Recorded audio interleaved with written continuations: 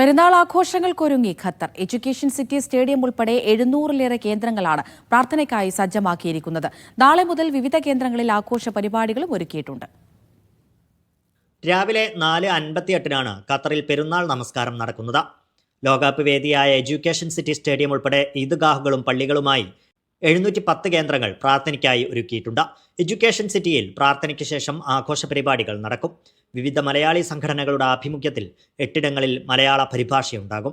Al Khor Lulu ഈദ്ഗാഹ്, university petrol പമ്പിന് സമീപമുള്ള മസ്ജിദ് Munira al Suwaidi, al Arabi stadium, Wakra sports club ground, Jassim Darwish ഈദ്ഗാഹ്, al Misla Aisha bint Muhammad al Suwaidi മസ്ജിദ്, Wakra ആശുപത്രിക്ക് പിന്നിലെ അൽമീര ഈദ്ഗാഹ്, അൽസദ് സ്പോർട്സ് ക്ലബ് എന്നിവിടങ്ങളിലാണ് മലയാള പരിഭാഷയുണ്ടാവുക.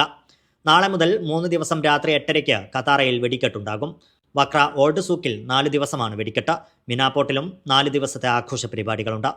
Msheireb downtown, Pearl Qatar, 974 beach, Jiwan island തുടങ്ങി പ്രധാന കേന്ദ്രങ്ങളിലെല്ലാം ആഘോഷ പരിപാടികൾ ഒരുങ്ങുന്നുണ്ട്. Media 1 Doha.